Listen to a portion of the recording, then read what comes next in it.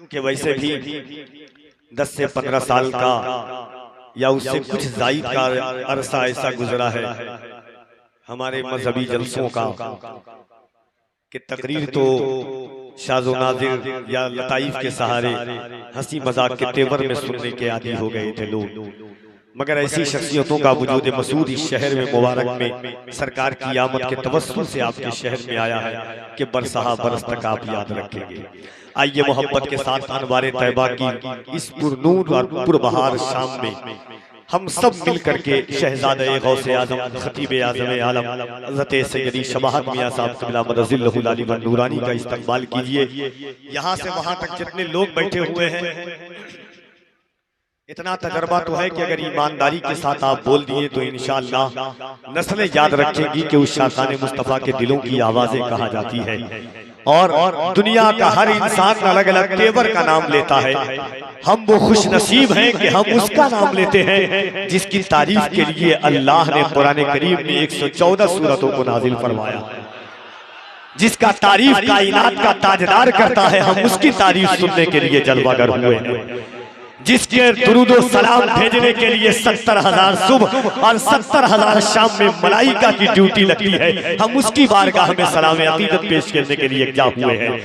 झुका के सर को अकीदत से काम लेते हैं, नबी का नाम जब उनके गुलाम लेते हैं, नसीब वालों को मिलती है इश्क की दौलत, नसीब वाले मोहम्मद का नाम लेते हैं। नसीब वालों को मिलती है इश्क की दौलत, नसीब वाले मोहम्मद का नाम लेते हैं। तो मोहब्बत से दोनों हाथों को उठाइए और एक बार बुलंद आवाज से अल्लाह की किबरियाई बुलंद करें, नारे तकबीर। कुछ लोग बोल रहे हैं, अगर सब लोग मिल करके बोल रहे यहाँ से वहां तक। मुअर्रिख जब जुनून इश्क की तासीर लिखते हैं, हर एक अच्छाई को इस्लाम की जागीर लिखते हैं। ज़मी वालों हमारे कद का अंदाजा नहीं तुमको, फलक से खून पर हम नारे तकबीर लिखते हैं। बोले मोहब्बत से हाथों को उठाकर, सरकार की विलादत का वक्त करीब है, लगे कि आप अपने गांव में नहीं गुंबदे खजरा की छांव में हुजूर का जलसा सुन रहे हैं। नारे तकबीर। और जरा मोहब्बत से दुआए इस ख्याल के साथ कि ये दिल इसके नबी में गर्म चल जाए तो अच्छा है, मोहम्मद कहते कहते दम निकल जाए तो अच्छा है। नारे तकबीर, नारे रिसालत, सरकार की आमद। कुछ लोग हाथ उठा रहे हैं, अगर आप लोग सब मिल करके उठा ले, एहसास हो जाए सरकार की आमद, दिलदार की आमद, आका की आमद, दाता की आमद। जरा झूम के बोल लो और जरा मोहब्बत से सरकार की आमद, मुख्तार की आमद, लखपाल की आमद। जरा झूम के बोल लो, लब चूम के बोल लो। मक्की की आमद, मदनी की आमद, यासीन की आमद, ताहा की आमद, ताहा की आमद। नारे तकबीर, नारे रिसालत, मसलक आला हजरत उलमाए अहले सुन्नत। इन अशार के साथ हुजूर सैयदी शबाहत मियां साहब क़िबला मदज़िल्लहुल आली व नूरानी की साथ तशरीफ लाती है कि उफ़क़ के सुर्ख होठों पर कभी लाली नहीं होती। मेरे सरकार ना आते तो खुशहाली नहीं होती। उफ़क़ के सुर्ख होठों पर कभी लाली नहीं होती, मेरे सरकार ना आते तो खुशहाली नहीं होती।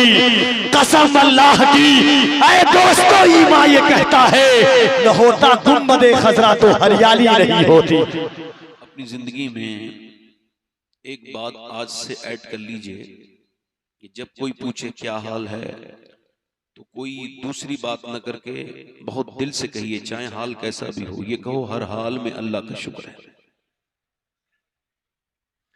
क्योंकि सैयदना शेख मुहियुद्दीन अब्दुल कादिर जीलानी इरशाद फरमाते हैं, सबको हाल बताओगे तो बेहाल हो जाओगे, हाल उसे बताओ जो हाल बदल सकता है।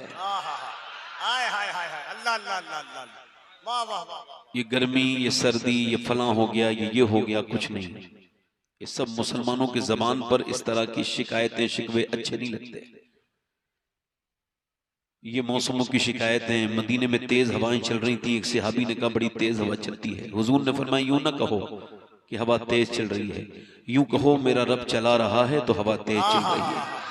अल्लाह अल्लाह अल्लाह अल्लाह, वाह वाह वाह। मेरे शेख मुहियुद्दीन अब्दुल कादिर जीलानी इरशाद फरमाते हैं कि अल्लाह की शिकायत करनी है तो उससे करो जो अल्लाह से ज्यादा मेहरबान मिले। अल्लाह, वो तो कोई,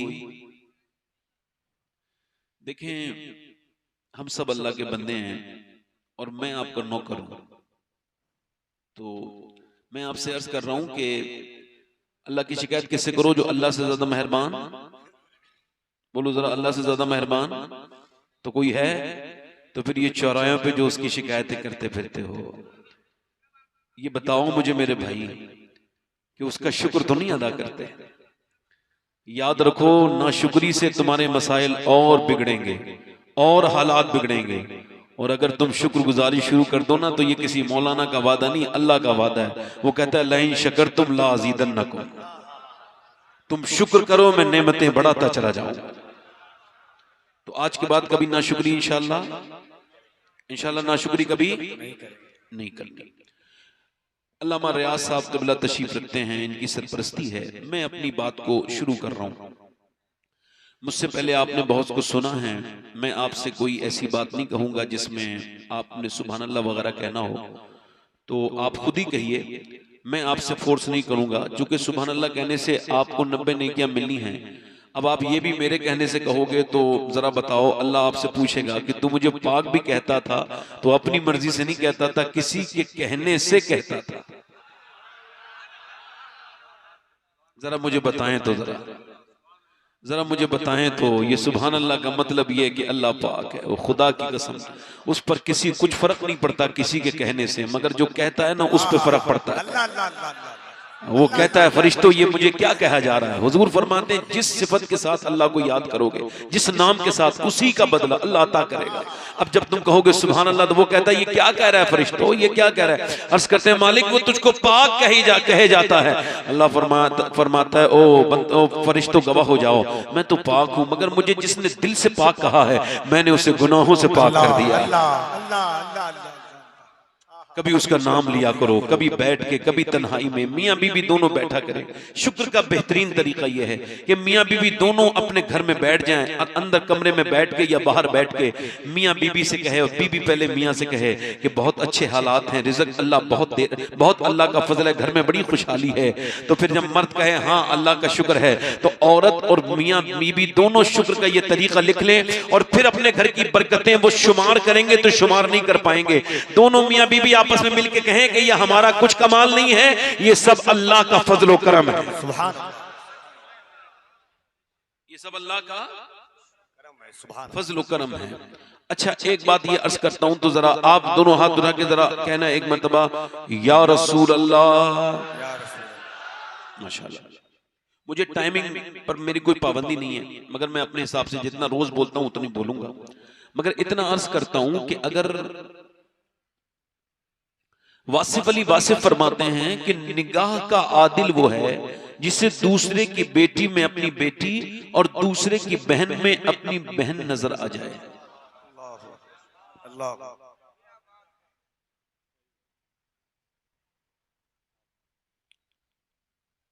पाकिस्तान में एक सिंगर अभी इंतकाल किया है, कोई 1 महीने पहले।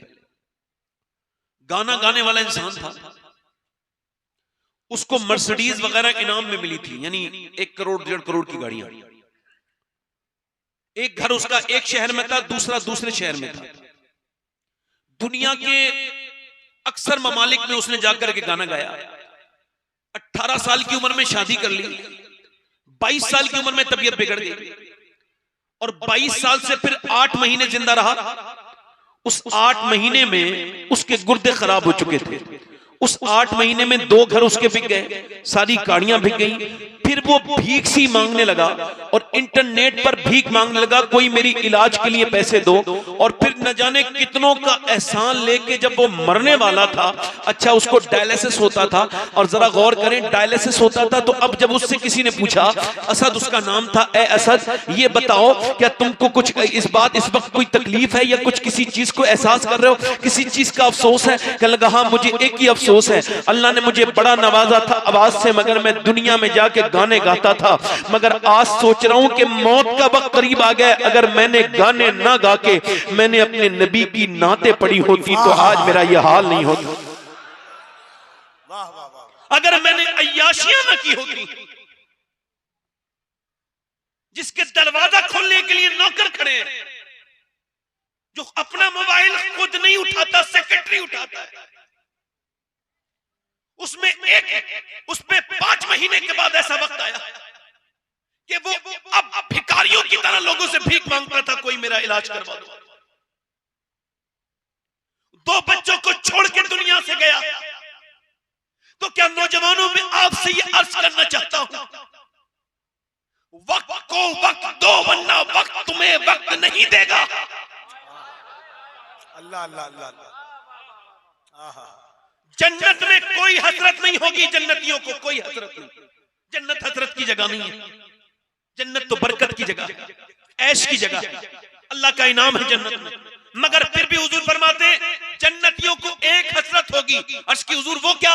वो कहेंगे काश जो दुनिया में हमने फालतू वक्त खराब किया था, इतना हम अल्लाह का जिक्र कर लेते, सुभान अल्लाह, अल्लाह को याद कर लेते, अल्लाह का जिक्र कर लेते, अल्लाह को याद कर लेते। लोगों देखो जाके अस्पतालों में कितने लोग पड़े हैं, जाकर के देखो, तुम्हें यही दुनिया नजर आती है? नहीं नहीं, इससे बड़ी दुनिया जाके पटना के अस्पतालों में देखो, इससे बड़ी दुनिया जाकर के दिल्ली के अस्पतालों में देखो। इतने लोग हैं कि वेंटिलेटर पे नौजवान 22-22 साल के रखे हैं। मैंने एक बार गिना था, अपोलो अस्पताल में जाकर के तकरीबन 30 लड़के थे जो वेंटिलेटर पे अपोलो अस्पताल में रखे थे। एक्सीडेंट हुआ था, मोटरसाइकिल पे स्टंट कर रहे थे, तो 22-30 लड़के थे, उनके माँ बाप बाहर खड़े थे, बाप के झोले में पैसा था और वो अपने झोले में पैसा लेके डॉक्टर से कहता था मेरे बेटे से मेरी बात करा दो। डॉक्टर कहता था आई एम सॉरी ये मेरा काम नहीं है। अच्छा वो 22 साल के लड़के की कोई हसरत, उसके माँ बाप की यह हसरत थी, काश हमारा बच्चा एक मरतबा अब इसी हालत में आ जाए, उसका दिमाग ठीक हो जाए। कोई बच्चा 1 साल से कोमा में था, कोई 2 साल में कोमा में था, और कोई तो न जाने कितने तो इंतकाल ही कर जाते हैं। आपको सिर्फ ये दुनिया दुनिया लगती है, नहीं मेरे दोस्तों, एक दुनिया पूरी कब्रिस्तान में भी आबाद है और एक दुनिया पूरी अस्पतालों में भी आबाद है। कुछ मर चुके हैं वो हमारे लिए इबरत है, कुछ मरने वाले हैं वो हमारे लिए इबरत है। मगर हमने दुनिया को किस तरह से देखा है? ये मोबाइलों में रहने वाले नौजवान, मैं इनसे पूछता हूं कि अल्लाह ने तुम्हें फेसबुक के लिए पैदा किया था, ये कितने 3-3 घंटे 4-4 घंटे फेसबुक को दे दिए। आपने इंस्टाग्राम के लिए अल्लाह ने आपको पैदा किया था, जो इंस्टाग्राम के अंदर आप लग गए। अल्लाह ने आपको क्यों पैदा किया था? कभी आपने सोचा? उसने आपको आजमाइश के लिए पैदा किया, अपनी इबादत के लिए पैदा किया, मगर आप दुनिया में लग गए। ये दुनिया ऐसे ही एक दिन खत्म हो जाएगी। जवानों के जनाजे निकले, अमीरों के जनाजे निकले, कबीरों के जनाजे निकले। हजरत सैयदना हसन बसरी रज़ी अल्लाह तआला अन्हु, हजरत सैयदना मौला अली के खलीफा, मौला अली के मुरीद, और जिन्होंने उम्मे सलमा, सैयदा उम्मे सलमा का दूध पिया है, उम्मुल मोमिनीन उम्मे सलमा का दूध पिया है, वो कहते हैं कि मेरा एक मुरीद था जो पूरे बसरे में उससे ज्यादा पक्का हाफिज कुरान कोई नहीं था, एकदम टनाटन हाफिज था। मगर एक दिन मेरे पास आके बोला हुजूर मैं बर्बाद हो गया। मैंने कहा क्या हुआ? एक लड़की जा रही थी, उसका मैंने पीछा किया, पीछा करते करते उसने मुझे पलट के देखा, कहा एक तो तू मुसलमान और दूसरा हाफिज कुरान, फिर भी तू एक मुसलमान लड़की का पीछा करता है, तुझको शर्म नहीं आती? मुसलमानों के तो ये तरीके नहीं है, मुसलमानों के नबी के तो ये तरीके हैं। एक औरत बगैर दुपट्टे के आई तो नबी ने फरमाया लो सलमान मेरी चादर इसके सर पे रख दो। अर्ज करते हैं सलमान फारसी, या रसूल अल्लाह वो मुसलमान की बेटी नहीं है, वो तो किसी गैर मुस्लिम की बेटी है। फरमाया गैर मुस्लिम की सही तो क्या हुआ है तो किसी की बेटी, तू उसका सर ढक दे, अल्लाह तेरे गुनाहों को ढक देगा, अल्लाह तेरे गुनाहों को ढक देगा। नारे तकबीर, नारे रिसालत, सुभान अल्लाह, माशाअल्लाह। हमारे शायर इस्लाम और मशहूर और मुनफरिद नात ख़्वां और शायर क़िबला असद इकबाल साहब तशरीफ लाए हैं। मेरी तकरीर जो हो रही है, आपका दिल लग रहा है?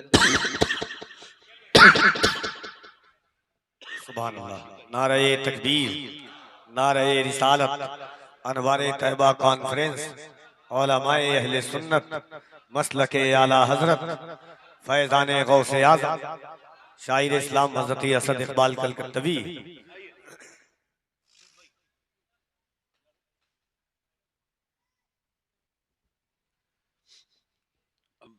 अब आपका मिंबर मुकम्मल हो गया, मुकम्मल पहले से था, मगर अब बाबरकत बरकतें और बढ़ गई और कहते हैं ना 11 चांद लग गए, है ना?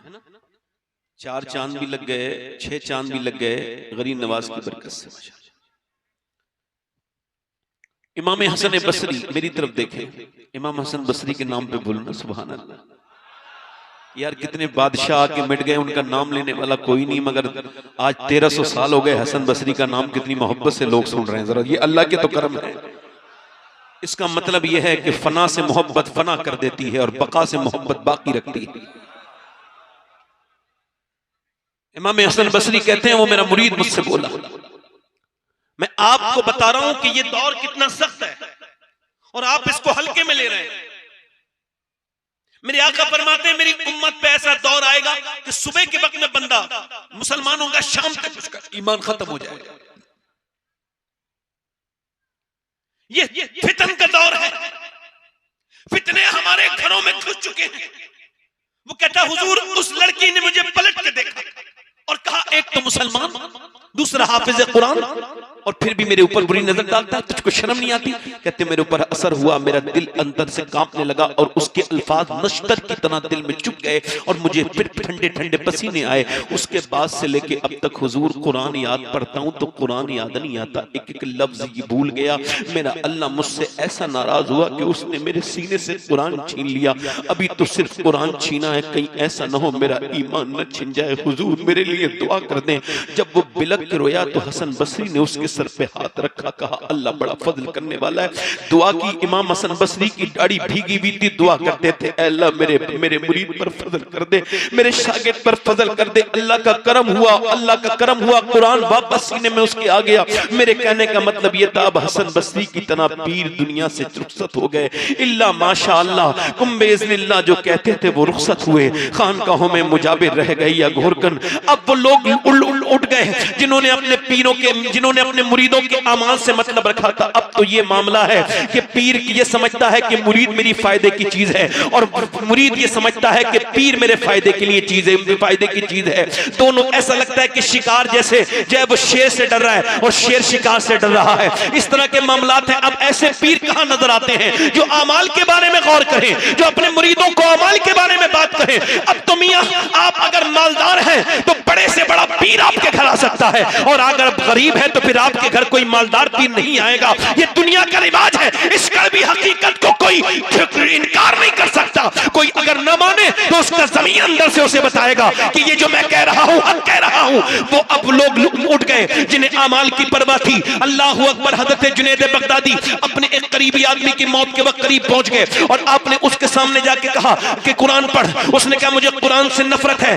कहो सब लोग कहो माज़अल्लाह, सब पूरा मजमा कहो, सारे लड़के कहे माज़अल्लाह। अल्लाह अपनी हिफाजत में रखे, अल्लाह हमें हिफाजत में रखे, अल्लाह महफूज रखे। अल्लाह अकबर। फिर आपने उससे कहा कि ऐसा करके कलमा शरीफ पढ़ ले। उसने कहा मैं कलमा शरीफ नहीं पढ़ता, मुझे कुरान से भी नफरत है, इस्लाम से भी नफरत है। वो मर गया। 40 दिन लगातार जुनैद बगदादी रोते रहे तो देखा ख्वाब में 40 दिन के बाद उसको जहन्नम के फरिश्ते घसीट के ले जाना है। पूछा तू कौन सा ऐसा गुनाह करता था जो तुझे जहन्नम मिली है? तो वो कहने लगा हुजूर 2 गुनाह करता था, लोगों के सामने मैं नेक नजर आता था मगर तन्हाई का चोर था, तन्हाई का डकैत था। मैं एक तो छुप छुप के दोस्तों के साथ कभी शराब पी लिया करता था, कभी शराब पी लिया करता था, और दूसरा गुनाह मेरे अंदर ये था कि मेरी निगाहें पाक नहीं थी। मैं दूसरों की बेटियों को बुरी नजर से देखता था, दूसरों की लड़कियों को बुरी नजर से देखता था। इस वजह से मरते वक्त मेरा ईमान मेरे रब ने छीन लिया। जरा गौर तो करो, अगर मरते वक्त ईमान छिन गया तो फिर तो जहन्नमी जहन्नम है, क्योंकि बेईमान के लिए तो कोई फिर राहत बात नहीं है। जरा बताओ नौजवानों, ये जरा तुम्हारे मोबाइल कहीं तुम्हें बर्बाद न कर दे। ये जो 3-3 घंटे तुमने स्टोरियां देखी है, तुमने ये जो उंगली चलाते रहे हो, ये जिंदगी वापस नहीं आने वाली। याद रखो, वक्त उसे बर्बाद कर देगा जो वक्त को बर्बाद कर रहा है। आज ही अपनी तन्हाइयों को पाकीज़ा बनाओ। ए नौजवानों, ये तुमने क्या कर लिया? तुम मोबाइल के शिकार हो गए। ऐसा लगता है मोबाइलों को देखकर ओछे के हाथ में खिलौना आ गया है। 24 घंटे मोबाइल, जब तक जागते रहते हैं तब तक मोबाइल। ओ मेरे भाई, ये इंस्टाग्राम चलाने वाले, क्या अल्लाह ने तुझे इंस्टाग्राम के लिए जिंदगी दी है? और यूट्यूब चलाने वाले 3-3 घंटे रोज लगाए तूने, क्या अल्लाह ने तुझे यूट्यूब के लिए जिंदगी दी है? और स्नैपचैट चलाने वाले, क्या अल्लाह ने तुझे स्नैपचैट के लिए जिंदगी दी है? और चौराहे पे बैठ के गीबतें करने वाले और फालतू बकवास करने वाले, क्या अल्लाह ने तुझे इसके लिए जिंदगी दी है? नहीं नहीं, बरेली से आवाज आ रही है, जिंदगी ये नहीं है, सभी के लिए जिंदगी है, नबी की, नबी के लिए। नारे तकबीर, नारे रिसालत, अज़मते इस्लाम, अनवारे तैबा कॉन्फ्रेंस, कलामे हुजूर ताजुश शरिया, मसलके आला हजरत।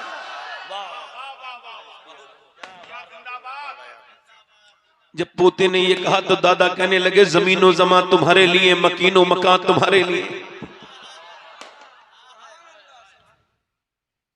मगर आज हुजूर के लिए तो हम नहीं हैं, सरकार के लिए तो नहीं है। अर्ज करता हूं माजरत के साथ, अगर मैं नश्तर लगाऊं तो आपको अगर तकलीफ हो तो मुझे डॉक्टर समझ के माफ कर देना। आज अगर नाज शरीफ का शेर पढ़ा जाए तो मजमे में वो हंगामा नहीं होता, मगर कोई पीर साहब बैठे हों, उनका शेर पढ़ दिया जाए, मजमे में हंगामा हो जाता है। मैं खुद भी पीर हूं, मेरा बाप, दादा, परदादा, लकड़दादा, मेरे सिलसिला टूटा नहीं।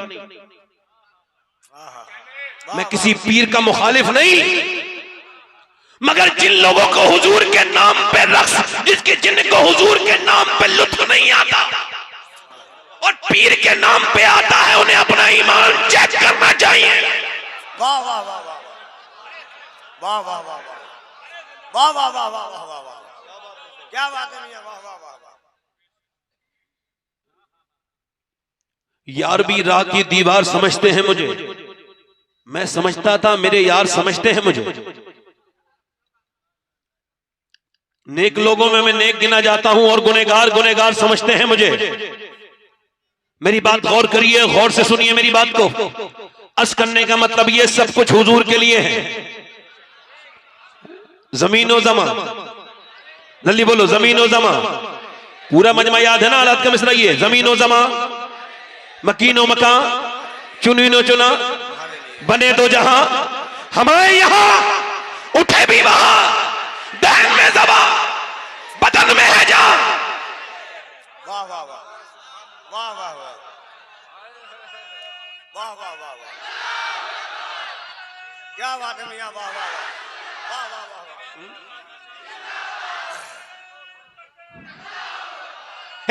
एक अकेला इंसान जो व्हील चेयर पर बैठा था, मगर उसने एक बात को बहुत अच्छे से समझ लिया था कि जो कुछ भी है नबी के लिए है। उसने पूरी जिंदगी ये कहा, उन्हें जाना, उन्हें माना, न रखा गैर से कहा।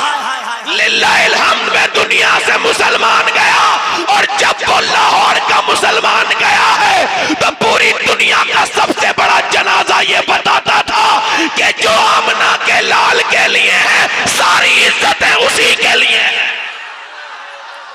नारे तकबीर, दोनों हाथों को उठाकर नारे तकबीर, नारे रिसालत, अज़मते मुस्तफा, शौकते मुस्तफा, आमदे मुस्तफा। जमीनो जमा, बोलो जमीनो जमा, मकीनो मका, बदन में है जा, हम आए यहां उठे भी वहां। सुभान अल्लाह। मेरे नबी दुनिया में तशरीफ लाए और सब कुछ नबी का है। आलाद फरमाते सुबह तैबा में हुई, इस शेर पर लोग समझ नहीं पाते, कहते साहब सुबह तो मक्के में हुई थी, मगर ये सुबह तैयबा में आला हजरत ने क्यों कहा? मैं भी इस बात को नहीं समझ पा रहा था, मगर अभी 1-2 हफ्ते पहले समझ गया। तारीख पढ़ रहा था, तारीख पढ़ते पढ़ते मैंने एक यहूदी का बयान पढ़ा, और उसमें यह बयान था कि यहूदियों की किताबों में लिखा था कि एक सितारा सुर्ख रंग का जब आसमान पे चमकेगा तो वो आखिरी नबी दुनिया में तशरीफ लाएगा। उस सितारे को यहूदी चेक करते थे, मगर वो चमका नहीं था। याद रखें, मदीने में कितने लोग हुजूर का इंतजार कर रहे थे, और मक्के में यहूदी ना के बराबर थे, और मदीने में बहुत यहूदी थे। मदीने में एक पादरी जब सुबह सादिक के वक्त में उस सितारे को देखता है, तो वो जब सितारा निकलता है हुजूर की पैदाइश से पहले, तो वो कहता है क्या मदीने में किसी कोई औरत हामिला है? कहा नहीं नहीं, मदीने में कोई औरत हामिला नहीं है, मदीने में कोई औरत हामिला नहीं है। अच्छा, फिर उसको पता चलता है कि मक्के में सैयदा आमना है, उनके यहाँ पर नबी की विलादत होने वाली है। तो मेरा इमाम बरेली से बोला, सुबह तैयबा में हुई बट्टा है बाड़ा नूर का, और सदका लेने नूर का आया है तारा नूर का। आया है तारा, आया है तारा। दुनिया में आने वाले तो बहुत आए, रबीउल अव्वल है, मिलाद का वक्त है, जोर से बोलो सुभान अल्लाह। अगर दिल में नौजवानों कोई अगर आरजू हो तो अपनी आरजू को अपने दिल पे रख लेना, और इसको आज दुआ मांगते रहना, चूंकि हुजूर के मिलाद जब बयान होता है, हुजूर के मिलाद के वक्त में दुआएं कबूल होती हैं। बुजुर्ग फरमाते हैं, जोर से बोलो सुभान अल्लाह, ये मेरे सरकार का मिलाद है, ये मेरे हुजूर का मिलाद है। पैदा होने वाले तो बहुत पैदा हुए थे, और हुजूर की जो दाई है शिफा, वो कहती है मैंने बच्चों को बहुत ज्यादा, मेरा काम यही था कि मैं बच्चों को, अब्दुर्रहमान इब्ने औफ की वालिदा, वो कहती मेरा तो यही काम था कि मैं बच्चों को पैदाइश के वक्त में होती थी, दाई थी, लेडी डॉक्टर थी। वो कहती है कि मैं जब आमना खातून के घर गई तो फिर मैंने देखा कि जब बच्चे पैदा होते थे तो पहले गंदगी बाहर को आती है, उसके बाद फिर जो है वो बदबू बाहर आती है, उसके बाद बच्चा बाहर आता है, फिर उसकी नाफ काटी जाती है, और उसके बाद उसकी नाल काटने के बाद उसकी नाफ उसकी मां से जुड़ी होती है, काटने के बाद फिर उसको जोड़ा, उसको जो है वो नहलाया जाता है। मगर ये दुनिया का पहला बच्चा मैंने देखा कि जब आमना का लाल तशरीफ लाए तो कोई गंदगी नहीं आई, बल्कि नबी के आते ही पूरे कमरे में नूर फैल गया और खुशबू से मुअत्तर हो गया। हुजूर की नाफ काटी गई, और जैसे ही काटी गई उनमें हुजूर की नाफ कटी भी थी, और सैयदा आमना की गोद में जब मैंने हुजूर को दिया है तो आमना बोली, मैंने कहा ए आमना, मैंने बच्चे खूबसूरत बहुत देखे, मगर इतना खूबसूरत बच्चा मैंने नहीं देखा। मैं गांव में रहती हूँ, मैं गांव में रहती हूँ। सैयदा आमना बोली, मैं तो शहर मदीने की रहने वाली हूँ, मैंने भी अपने लाल से ज्यादा खूबसूरत बच्चा नहीं देखा। अब्दुल मुत्तलिब आए, जब उनकी गोद में दिया गया तो कह लगे तुम तो शहर और गांव की बात करती हो, मैंने तो दुनिया घूमी है, मैंने दुनिया में ऐसी सूरत नहीं देखी। मेरा बरेली का इमाम बोला, यही बोले सिदरा वाले, चमने जहां के ठाले सभी मैंने छान डाले, तेरे सफाए का न पाया तुझे यज्ञ।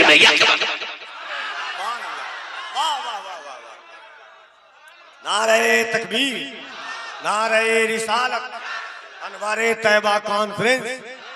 हुजूर आ गए, जोर से बोलो हुजूर, हुजूर बेबाओं का सहारा, आमना का प्यारा है। मगर हुजूर के बचपने में दर्द भी है।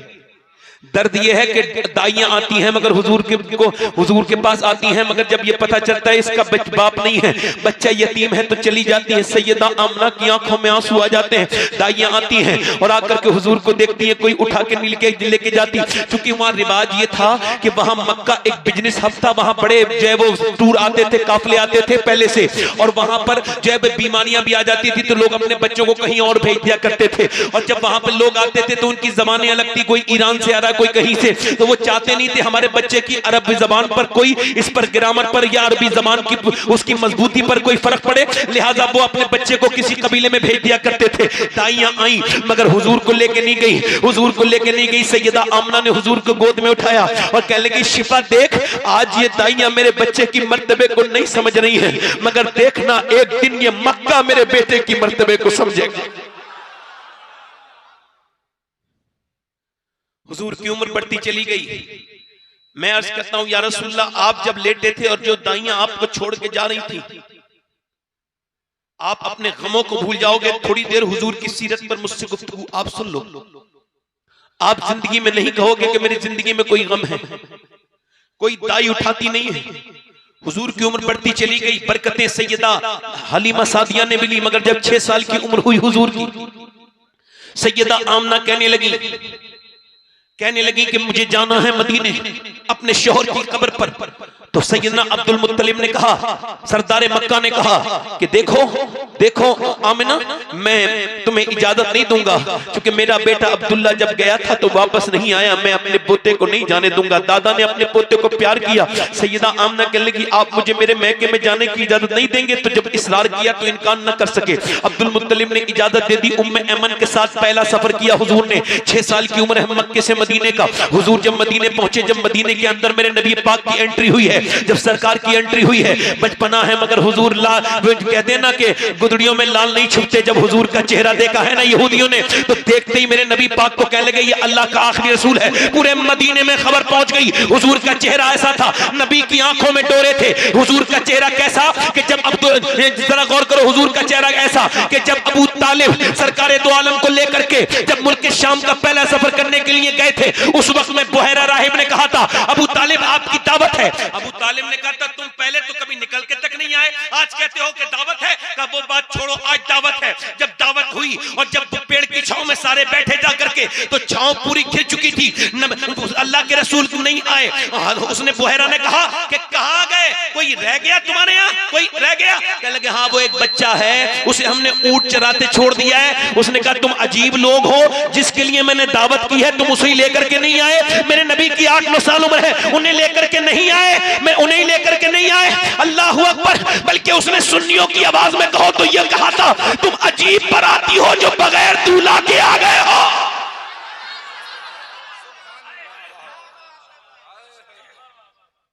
देखो अब मुझे इतना कॉन्फिडेंस हो गया कि कोई मुझे दाद नहीं देता तो मुझे अपनी बात पर शक नहीं होता, कॉन्फिडेंस लेवल मेरा लो नहीं होता।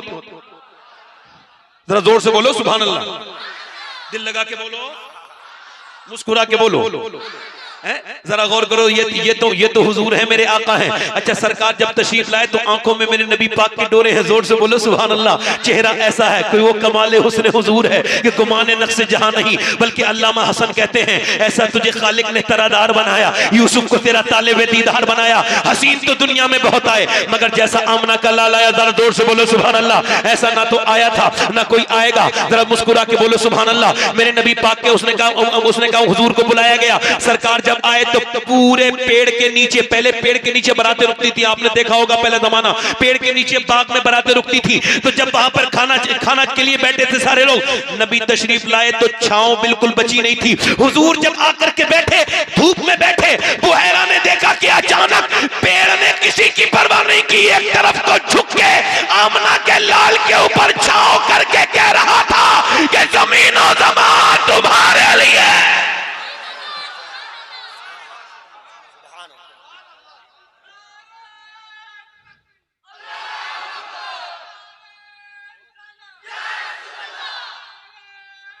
बड़ी मेहरबानी या अली, जोर से बोलो सुभान अल्लाह। मुस्कुरा के, दिल लगा के, वो मुस्कुरा के, ये तो हुजूर है, ये तो हुजूर है। जब हजरत उमर की उम्र तकरीबन 20-22 साल की तकरीबन थी, उस वक्त में मुल्क शाम में गए, एक मंडी में बातचीत करते करते वक्त, उस वक्त हजरत उमर ईमान नहीं लाए थे, उस वक्त की बात है। तो आपसे एक आदमी की लड़ाई हो गई। हजरत उमर का घूसा बड़ा खतरनाक था, एक घूसा जब मारा है वो मर ही गया। अब जब वो मर गया, हजरत उमर दौड़े, अब वो कहां अरबी को पकड़ेंगे शामी। जब दौड़ते दौड़ते हजरत उमर बहुत आगे निकल गए, जाके देखा कि लोग चारों तरफ से आने लगे, तो गिरजा के अंदर घुस गए। गिरजा का जो पादरी था उसने देख लिया जाते हुए, उससे आके लोगों ने कहा एक आदमी कत्ल करके इधर को भागा है मुसाफिर, तुमने देखा? कहा मैंने उसको नहीं देखा, तुम जाओ, यहाँ नहीं है। वो चले गए और वो आके पादरी बोला हजरत उमर से, उसने कहा, हजरत उमर ने कहा भाई आपने मुझे बचाया क्यों? कहने लगा वो बात छोड़ो, ये बताओ क्या तुम कहाँ के, मक्के के रहने वाले हो? हाँ मैं मक्के का रहने वाला हूँ। तवज्जो करो, मक्के का? हाँ। कहा क्या तुम्हारे यहाँ पर किसी ने नबी होने का, नबुवत का दावा किया? कहने लगा किसी ने नहीं किया। कहा अभी नहीं किया मगर करेंगे, और तुम उनके वजीर बनोगे। ऐसा करो कि तुम लिख के जाओ, हाथ में यहाँ पे लिख के जाओ कि जब तुम इस शाम को फतह करोगे, किसरा के दीवार को गिराओगे, उस वक्त में तुम मुझे अमान दो और मेरे इस गिरजा को तकलीफ नहीं पहुंचाओगे।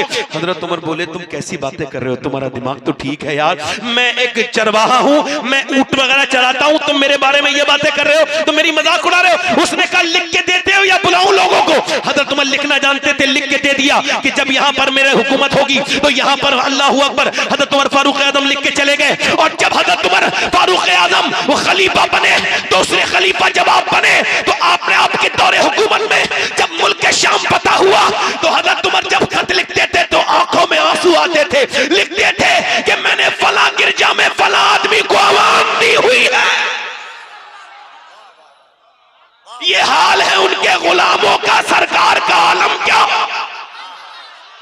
जोर से तो बोलो, सरकार का आलम, सरकार का आलम क्या होगा। सैयदा आमना, अब जरा गौर करें, तवज्जो करें। सैयदा आमना जो है ना वो अपने हुजूर को लेकर के मदीने में है, और मदीने में जो है ना वो सरकार दो आलम सल्लल्लाहु ताला अलैहि वसल्लम को लेकर के सैयदना अब्दुल्ला की कब्र पे जाती हैं, और जाके कहती हैं, ए अब्दुल्ला काश आप देख पाते, क्योंकि मक्के में बच्चे तो बहुत हैं, बड़े लोगों के बच्चे हैं, मगर काश तुम देख पाते कि तुम पूरे मक्के में और पूरे मदीने में, पूरी दुनिया में आपके बच्चे की तरह खूबसूरत किसी का बेटा नहीं है। काश तुम देख पाते। जब एक बेवा अपने शोहर की कब्र पे खड़े होके ये बात करती थी, अल्लाह के रसूल को गोद में लेकर के, जब उनको ये खबर हुई कि यहूदी बड़ी बातें कर रहे हैं हुजूर के बारे में, तो लेके चल दी। मगर चलते चलते रास्ते में जो है वो जिंदगी तमाम होने वाली थी। अब्बा के टीले थे, तपती हुई सहरा था। मैं जब वहां पर गया था अब्बा में, अभी कुछ दिनों पहले, जब मैं पहले हुजूर की अम्मी की कब्र पे गया था, तो कार वाले ने मुझे एक बार ले जाके छोड़ दिया और कहा इससे आगे हम नहीं जा सकते, वहां पे हम वहां पे हालात ठीक नहीं है। मगर जब हम वहां पहुंचे तो वहां पे तपती हुई धूप थी, और वहां पे हुजूर की अम्मी, मुझे याद आने लगी कि नबी पाक की वालिदा उस सहरा में लेटी थी। लेट गई। उम्मे ऐमन कहती, मैंने कहा चादर बिछा दूं? आमना खातून का चादर का वक्त नहीं है, मेरे बेटे को करीब लाओ। हुजूर का हाथ पकड़ लिया और कहा, मेरे लाल मोहम्मद, दुनिया में जो आया है उसको जाना है। मेरे लाल, मैं सबका बदला दे चुकी हूँ। मेरे बेटे मैं दुनिया से जा रही हूँ, मगर मेरे लाल दुनिया से सब जाएंगे, मगर मेरा नाम दुनिया से नहीं मिटेगा, चूंकि मैंने तेरे जैसे बच्चे को जो जन्म दिया है। ऐ मेरे बेटे, मैं तुझे अल्लाह के हवाले करती हूँ। मुझे बताओ, वो माँ जो 20 सफर में हो अपने बच्चे को छोड़ रही हो, उसके दिल पे क्या गुजरती होगी। हुजूर को देखा और देख करके आखिरी नजर डाली, और डालने के बाद 6 साल के पैगंबर की माँ ने आंखें बंद कर ली। जब आवाज आना बंद हो गई तो हुजूर ने हाथ पकड़ के आवाज दी, माँ। आवाज नहीं आई। उम्मे ऐमन कहती, फिर हुजूर ने आवाज दी, माँ।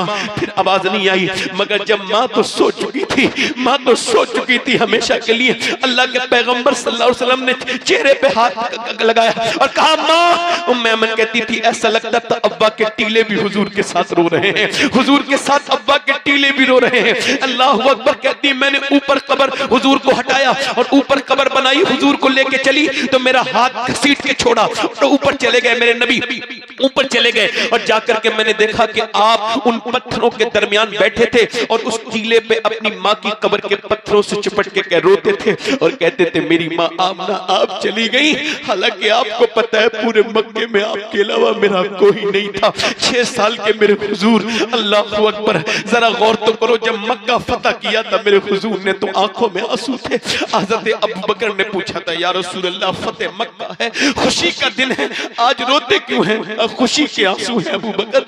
मैं सोच रहा हूँ काश मेरी माँ आमना होती तो आज देख लेती, मगर आज माए, अल्लाह अकबर, 55 साल के बाद हुजूर का गुजर एक बार उधर को हुआ था। हज के टाइम पर हुजूर जब अपने सहाबा के साथ आ रहे थे तो हुजूर ने दोनों पांव ऊपर को उठाए अपने, और अपने सरकार ने अपना सर नीचे को किया, रोने लगे। और हजरत अबू उमर कहते हैं कि मैं करीब गया, मैंने कहा हुजूर सारे सहाबा रोते हैं, आप क्यों रोते हैं? या रसूल अल्लाह क्यों रो रहे हैं? उमर अपनी जान दे देगा, आपकी आंखों में आंसू नहीं देख सकता। फरमाया, देखता नहीं उमर, ये मेरी माँ आमना की कब्र आ गई है, ये मेरी आमना की कब्र है। 55 साल के बाद मेरे हुजूर आए हैं, अल्लाह अकबर, 61 साल की तकरीबन उम्र में आए हैं और अपनी माँ की कब्र पे बैठ के आज माएं घरों में कैसे गुलामों की जिंदगी गुजार रही हैं। आज माओं के साथ कोई दिलचस्पी नहीं लोगों को। याद रखो, हुजूर का मिलाद ऐसे मनाओ कि माँ को मनाओ। अगर माँ बाप नाराज है तो उनको मना लो, बाप नाराज है तो उसको मना लो। ये हुजूर के मिलाद के मनाने की सूरत है। ऐ मेरे दोस्तों बताओ तो क्या तुम्हारी माएँ कितने दिनों तक रहेंगी? बुढ़ापे में तो मिलती हैं, उनके हाथ चूमा करो, घर से निकला करो तो माँ से मोहब्बत करके निकला करो। आप देखो आज जो है ना कितनी औरतें मुसलमानों के घरों में ऐसी हैं बूढ़ी औरतें के जिनको आज उनके लड़के बुरी नजर से देखते हैं। ऐसी कितनी औरतें शिकायतें करती हैं। एक औरत मुझसे कह रही थी, सैयद साहब मेरा बेटा आपसे बड़ी बातचीत करता है, उसे समझा देना। मैंने कहा क्या समझाऊं?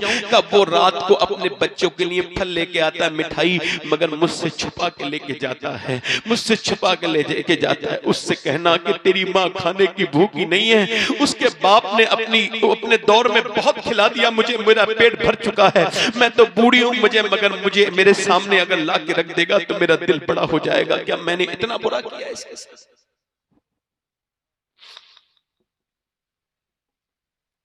आज आप किसे किसे इज्जत देते हैं?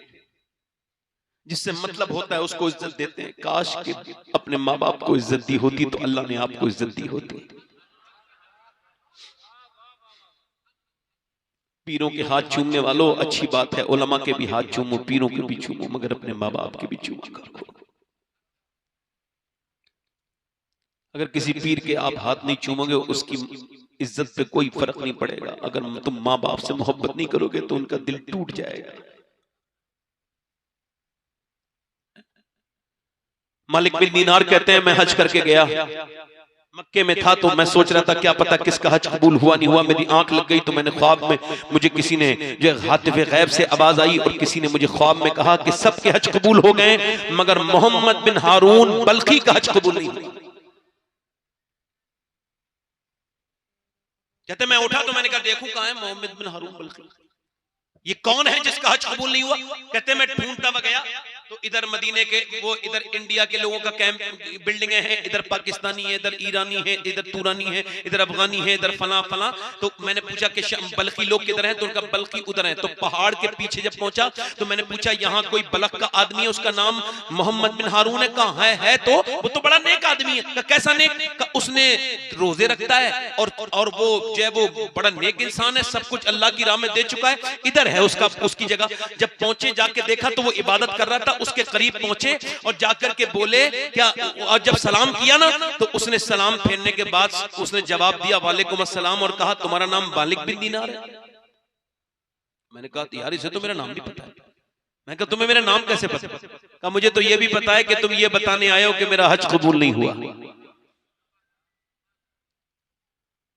कहा क्यों कबूल नहीं हुआ बताओ? कहा मैं 24 साल से आ रहा हूं,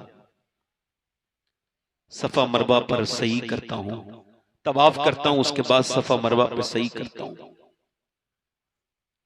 मैं संगे अज़मत को चूमता हूं, मैं मुताफ में नमाजें पढ़ता हूं, मकाम इब्राहिम पर नमाज पढ़ता हूं, मैं हतीम में नमाजें पढ़ता हूं, मैं अरफात के मैदान में नवी ज़िलहिज्जा को जाता हूं, वहां रो रो के दुआएं करता हूं पूरे दिन। शाम को फिर मुज़दलिफा आ जाता हूं, मुज़दलिफा में रात को बगैर किसी कैंप के सोता हूं, पूरी रात अल्लाह से दुआएं गिड़गिड़ा के मांगता हूं। मिना आ जाता हूं, फिर वहां से मैं शैतान के कंकर मारने जाता हूं, फिर मैं तवाफ़े विदा करने जाता हूं। और जब तवाफ़े विदा और सही से फारिग होता हूं तो कोई अल्लाह का वली आता है और कहता है कि तेरा हज कबूल नहीं हुआ। 24 साल हो गए। कहा क्यों? कहा मैं अपनी माँ का गुस्ताख हूं। कहा मैं अपनी माँ का गुस्ताख हूं। का क्या हुआ था? का बड़ा मालदार था, बिगड़ गया, अय्याश बन गया, घूमता था दोस्तों के साथ, अय्याशी करता हुआ। एक दिन शराब पी के घर में आया, रमजान का महीना था, माँ मेरी रोटी बना रही थी तंदूर के पास। मैंने अपनी माँ से कहा कि माँ जरा रोटी दे दे। उसने कहा तू शराब पी के आया, तेरा रोजा नहीं है तो दूसरों की तो फिक्र कर ले, शर्म नहीं आती तुझे? कहते माँ की बात पर गुस्सा आ गया और मैं बेवकूफ, मैंने एक जोर से थप्पड़ माँ के मारा। कहते मेरा माँ के थप्पड़ मारना था, वो डिसबैलेंस हुई और अचानक तंदूर में गिर गई और जलने लगी। लोगों ने मुझे उठा के कमरे में बंद कर दिया, मैं चीखे सुनता रहा और मेरी नींद आ गई। मुझे जब मेरी आंख खुली दूसरे दिन तो मेरी बीबी दरवाजे में से अलमारी में से कपड़े निकाल रही थी। मैंने पूछा कहाँ जा रही है? कहा मैं जा रही हूँ अपने मायके। का क्यों? का मैं नहीं रह सकती तेरे पास। का क्यों? का मैं माँ के कातिल के साथ नहीं रह सकती। का क्या मेरी माँ मर गई? कहा तुझे 9 महीने पेट में रखने वाली, तुझे दूध पिलाने वाली, खुद गीले में सो के तुझे सूखे में सुलाने वाली। जब माँ बाजार जाती है, बच्चे के कपड़े लगा लगा के देखती है, देखो मेरे लाल ये बच्चा, ये कपड़ा अच्छा लग रहा है, ये कपड़ा अच्छा लग रहा है, फिर नहीं ये अच्छा नहीं लग रहा है, फिर पैरों में जूते पहनाती, नहीं ये अच्छा लग रहा है। वो 9 महीने पेट में रखने वाली, तेरी नाज उठाने वाली, आज जल जल के उसने दम तोड़ दिया, दम तोड़ दिया उसने। हजरत मालिक बिन दीनार कहते हैं मैंने उसके मुंह पे थप्पड़ मारा कि तू है इस लायक, तेरा आज क्या कबूल होगा। कहते मैं रात को आके सोया तो मेरे हुजूर का दीदार हुआ, फरमाया वो तो वैसे भी बहुत डरा हुआ है, तूने उसको क्यों डरा दिया। और मालिक उसको अल्लाह बख्श देगा। हुजूर कैसे? कयामत के दिन उसकी मां दावा करेगी, मेरे मालिक मेरी कौन सी गलती थी जो इसने मेरे बेटे ने मुझे जला के मारा। अल्लाह फरमाएगा इसे जहन्नम में डाल दो। जहन्नम में फरिश्ते उसे घसीट के लेके जा रहे होंगे, तो ये पलट के माँ की तरफ देखेगा और कहेगा माँ देख मुझे माँ। माँ कहेगी क्यों? का देख मेरे पाँव में कांटा लगता था, तू बचपन में मेरा कांटा निकालती थी, आज मैं जहन्नम में जा रहा हूँ, मुझे बचा ले मेरी माँ। तो फिर माँ जब ये देखेगी तो अल्लाह की कुदरत से उसकी माँ के दिल में रहम आ जाएगा, कहेगी मालिक मैंने इसको माफ कर दिया। अल्लाह फरमाएगा इसको माफ क्यों करती है, इसने तो तुझे जलाया था। कहा मगर है तो मेरा बेटा, मैंने इसे दूध पिलाया है, मैं इसको माफ करती हूँ। अल्लाह अकबर। आज ये माएँ जो तुम्हें कुछ नहीं लग रही है, ये जन्नत की तुम्हारी जमानत है। कभी माँ के पाँव भी दबा लिया करो, कभी बाप के हाथ भी चूम लिया करो। ये मेरे नबी के मिलाद का पैगाम है। घरों में मजबूर न रखो अपनी माओं को, तुम्हारी दौलतों पे लानत है ऐसी जो तुम्हारी माएं तुमसे मांगती हैं। सारे पैसे अम्मी के सामने रख दिया करो ले जाके, और अपनी कमाई पे हाथ रखवाया करो। एक बीवी मर जाए, दूसरी मर जाए, तीसरी, कोई फर्क नहीं पड़ता। 10 मर जाएंगी, 20 मिल जाएंगी, मगर पूरी दुनिया में एक माँ अगर चली जाए तो पूरी दुनिया की दौलत खरीद लेना। माँ नहीं मिल सकती, वो माँ नहीं मिलेगी, वो बाप नहीं मिलेगा जो तेरे लिए दुआ करता है, वो बाप नहीं मिलेगा जो बूढ़ा हो गया है। बाप को कौन समझता है? जिसकी दाढ़ी भीग गई है वो बाप नहीं मिल सकता। याद रखना दोस्तों मेरे, आज अगर माँ जिंदा है तो माँ की कदर करो, बाप जिंदा है तो बाप की कदर करो। कल मरने के बाद कोई फर्क नहीं पड़ता। आज इस हुजूर की मिलाद की महफिल में अहद करके इन उलमा के सामने उठना कि जब आज जाएंगे तो पहले अपने माँ बाप को मनाएंगे, फिर हुजूर का मिलाद मनाएंगे। पहले माँ बाप को मनाएंगे, पहले माँ बाप के हाथ चूमेंगे, अपने माँ बाप से मोहब्बत करेंगे। मेरी तरफ तवज्जो करो और गौर करो। वो उम्मे ऐमन कहती मैंने हुजूर को उठाया, मैं मक्के की तरफ लेकर के आई, मैं मक्के की तरफ लेकर के आई, और जब मैं मक्के की तरफ लेकर के आई तो अबू तालिब अब्दुल मुत्तलिब आ गए और बोले मेरी बहू आमना नहीं आई उम्मे ऐमन। मैंने कहा बहू तो आपकी मैंने छुपा दी अब्बा के टीलों में, मैंने तो आपकी बहू को टीलों में छुपा दिया अब्बा के। अल्लाह अकबर। कहते हुजूर को गोद में लेके बहुत प्यार किया। दादा ने आंखों में, बूढ़ी आंखों में आंसू आ गए तो हुजूर भी अपने दादा की गर्दन को चूमने लगे। अल्लाह अकबर। और फिर दादा ने प्यार किया, अपना हाथ पकड़ के, हुजूर का हाथ पकड़ के बाजार में लेके जाते थे। दादा इतना ख्याल रखते थे। मगर मियां कुछ दिनों के बाद जब एक जनाजा काबे से की तरफ से निकला तो एक बच्चा 8 साल का काबे की दीवार से चिपट के रोता था और कहता था और वो बच्चा रोता था। उस तारीख में वो कोई और नहीं, मेरे पैगंबर थे, मेरे हुजूर थे, मेरे सरकार थे, मेरे नबी थे। अबू तालिब ने कहा चलो मैं तुमको पहलूंगा, मैं लेके चलूंगा। मक्के के लोग कहते थे यतीम बेबरकत होता है, यतीम मनहूस होता है। मगर अब अबू तालिब अपने घर लेकर के गए, बारिश नहीं हो रही थी। मक्के के लोग जमा हुए, कहने लगे अबू तालिब दुआ कर दो, पर बारिश नहीं हो रही। बकरियां और भैंस और जानवर परेशान हैं और बच्चों की ज़बानें बाहर को आ गई है, बारिश नहीं हो रही है, पानी की कमी है। अबू तालिब दुआ कर दो। अबू तालिब ने कहा मैं दुआ नहीं करूंगा, मेरा भतीजा दुआ करेगा। आपका ये भतीजा ये तो खुद बेबरकत है। खामोश, मेरे भतीजे के बारे में ये अल्फाज कहा, सारी बरकतें तो इसी के पास हैं। हुजूर को गोद में उठाया और काबे के करीब ले गए, काबे की दीवार से लगा के खड़ा कर दिया और कहा ए उजली रंगत वाले, ए चिट्ठे चेहरे वाले, जरा दुआ तो कर दे आमना के लाल। हुजूर ने चारों तरफ देखा प्यासों की तरफ, और प्यासों की तरफ देखने के बाद मेरे हुजूर का चेहरा चमकता था। बरेली से मेरा इमाम पुकार उठा, खुर्शीद था कि जोर पर या पढ़ के चमका था कमर बेपर्दा जब वो रुख हुआ। ये भी नहीं वो भी नहीं, 8 साल के मेरे नबी ने चारों तरफ देखा तो आसमान पर किया था कि बादल झूमते हुए आए, घटाएं छाई और ऐसा मीना बरसा, ऐसा मेघा बरसा, ऐसा रमझम बरसात हुई कि गुब्बारे मक्का भीगते जाते थे और कहते जाते थे मोहम्मद यतीम बन के नहीं आए, यतीमों का सहारा बन के आए। नारे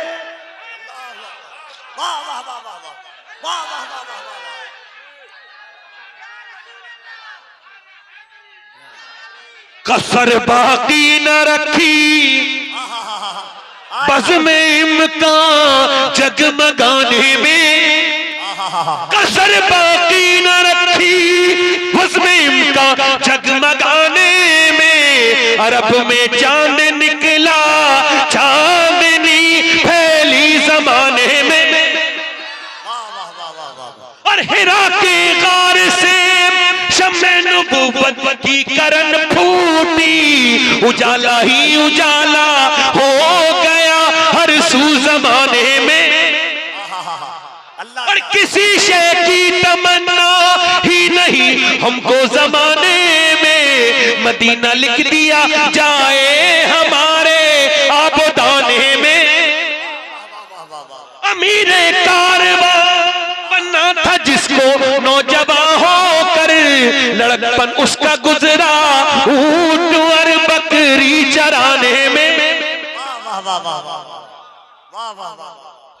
नारे तकबीर। फरिश्तों की सलामी देने वाली फौज गाती थी, अरे जनाबे आमना सुनती थी ये आवाज आती थी कि रहमत ने तेरी सूखी हुई डाली हरी कर दी, तेरी बेवा बहू की गोद अपने नूर से भर दी। हुजूर आ गए। सुभान अल्लाह, बोलो बोलो बोलो। सुभान अल्लाह। मिलाद पढ़ा करो घरों में, बच्चों के साथ बैठ के कहा करो। बस कोई जरूरत नहीं किसी को बुलाने की, अपने बच्चे को खड़े करो और उससे कहो बेटे हुजूर की नात पढ़ो, ये मिलाद हुजूर का हो जाएगा। हुजूर के जिक्र करो, हुजूर का चर्चा, दिल लगा के जरा बोल दो सुभान अल्लाह, मुस्कुरा के बोलो माशाअल्लाह। हुजूर आ गए, बुराइयों को खत्म कर दिया। हुजूर के आने का मकसद सहाबा समझे, फिर तबे ताबईन समझे, तबे ताबईन, उलमाए मुताअखिरीन समझे। मगर आज हुजूर के आने का मकसद तकरीबन धुंधला लोगों को नजर आ रहा है। हुजूर ने बुराइयों को खत्म किया, मगर बुराइयां आज उन्हीं लोगों के घर हैं जो हुजूर के मिलाद को बनाने की दावे करते हैं। आप देखो, फलां कहते हैं साहब फलां की लड़की ने नाक कटा दी, फलां के लड़के ने नाक कटा दी। ये बताओ मुझे, क्या लड़की लड़का नाक कटा सकते हैं? नहीं, पहले नाक कटाते हैं माँ बाप, अक्सर ऐसा ही होता है, इल्ला माशाअल्लाह। उसके बाद फिर बेटी नाक कटाती है। भाई हुजूर का तो ये था कि एक सहाबिया है, वो जब मस्जिद नबी शरीफ में पहुंची, पर्दा उसी फर्ज हो चुका था रात को, सुबह को सारी औरतें पर्दे में मस्जिद में। उसने पूछा तुम लोग सब पर्दे में क्यों? कहा हुजूर पे ऊपर अल्लाह ने हुक्म दिया अपने महबूब को कि मुसलमान औरतों को पर्दे का हुक्म करे। तो उस औरत ने कहा अपने बेटे से जाओ घर से चादर लेके आओ। बच्चा चादर लाया, चादर ओढ़ के गई तो उसके शौहर ने कहा आके ही पर्दा कर लेती, ये वहां पे मस्जिद में क्यों मंगाई चादर? का जब से सुना ना हुजूर ने हुक्म कर दिया है, मेरे दिल ने गवारा नहीं किया कि एक कदम भी बगैर पर्दे के बाहर निकाल।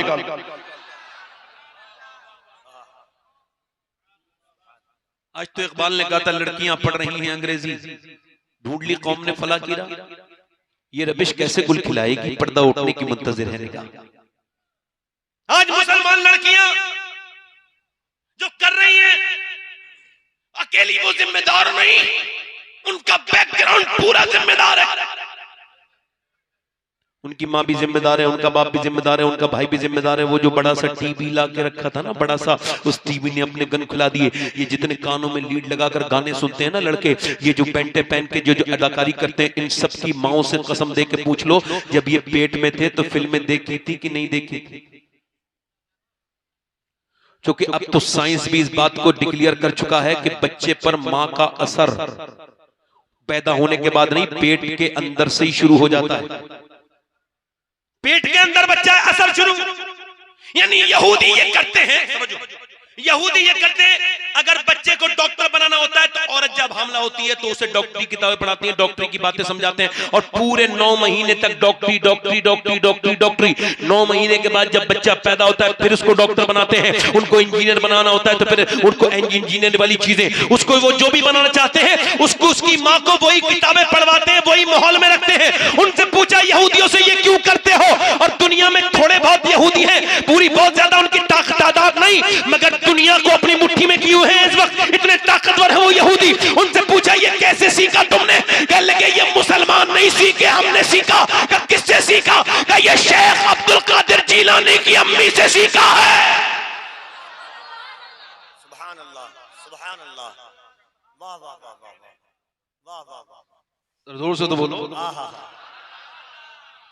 अब वो क्या हुआ कि वो बच्ची बैठी है, उसने अपनी आंखें खोली हैं तो घर में वो टीवी चल रहा था। फिर उसके बाद वो बड़ी हुई, 2007 आया, 2008 आया, फिर वो फिल्म देखती रही। फिर 2010 आया, फिर वो थोड़ी बड़ी हो गई, फिर फिल्म देखती रही। उसके बाद उसकी माँ बाप दोनों बैठ के, उसका बाप दयूस, उसका भाई बेगैरत, वहीं बैठ के फिल्म देख रहे हैं। बड़ी सी घर में टीवी लगी हुई है। अब उसके अंदर नाच आ रहा है, गाना आ रहा है, बेहयाई सब देख रहे हैं। उसके बाद वो 2020 आ गया और वो लड़की जवान हो गई। यही ड्रामा देखते देखते कि जब हीरो हीरोइन मिलते हैं तो अम्मी खुश हो जाती है, जब हीरो हीरोइन नहीं मिलते ना तो अम्मी का मुंह बन जाता है, रोने लगती हैं। अब जब हीरो हीरोइन भाग जाते हैं तो अम्मी बड़ी खुश हो जाती है। अब जब उसने अम्मी को खुश होते होते देखा, उसने भी वही कर दिया जो उसे 20 साल दिखाया था। वो एक लड़के के साथ भाग गई। अब मां रो रही है, मैं बर्बाद हो गई, और रास्ते खुद ही तबाही के निकाले हमने। अगर तूने ये बीज ना बोया होता तो ये ना करती। अगर इसने अपनी मां को टीवी के सामने रोने के बजाय मुसल्ले पे रो के देखा होता तो ये नाक ना कटाती, सर फख्र से बुलंद कर देती। वाह वाह वाह वाह वाह वाह वाह वाह वाह वाह वाह।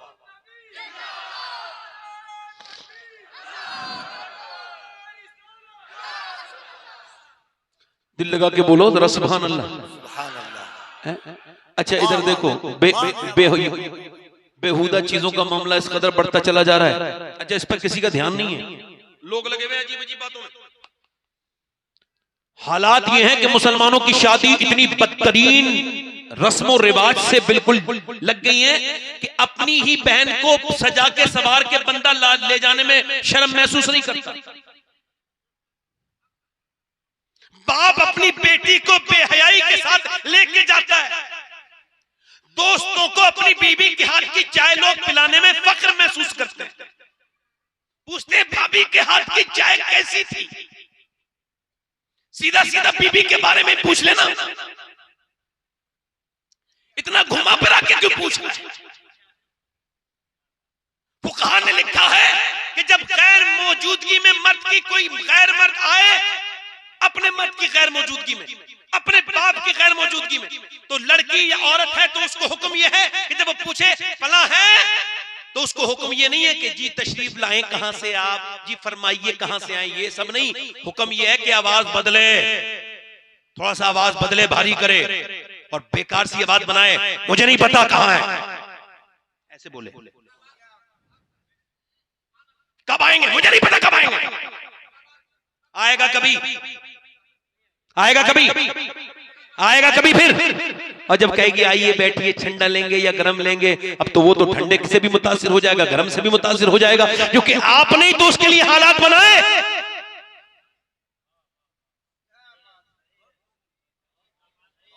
फलाने साहब ने ऐसा कर दिया, उन साहब से ऐसा करवाया किसने? अरे जब पीर को मुरीद नहीं कर सकता, जो औरतों से बेपर्दा मिले, तो वो इमाम कैसे नमाज पढ़ा सकता है?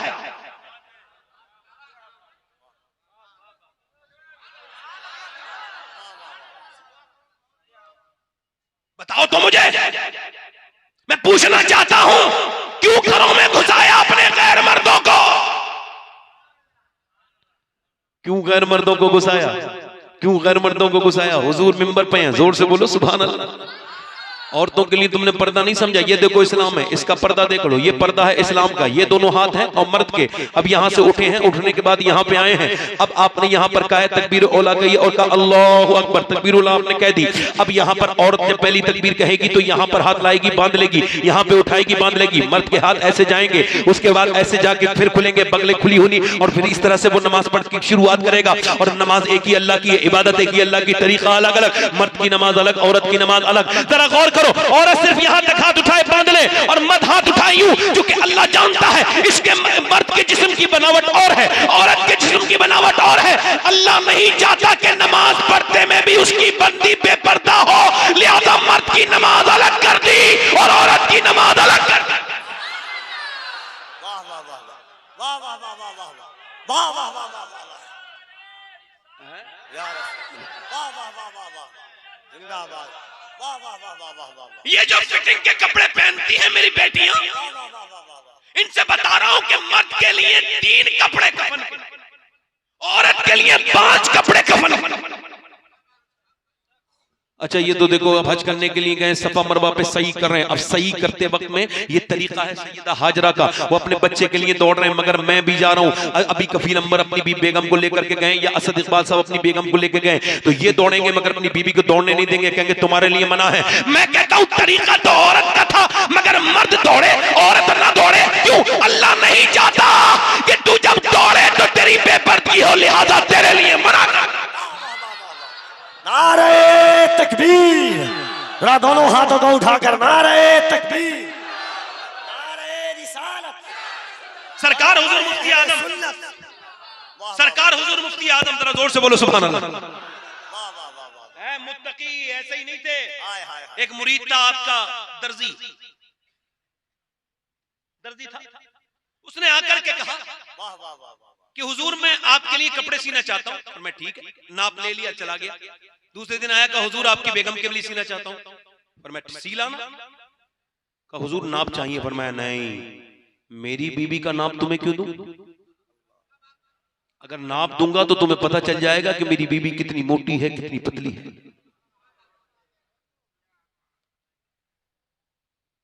और आज तो मियां पूरी बेगम को बिठाल के मोटरसाइकिल पे घुमाता है पूरा शहर, देखो मेरी बीबी कैसी है।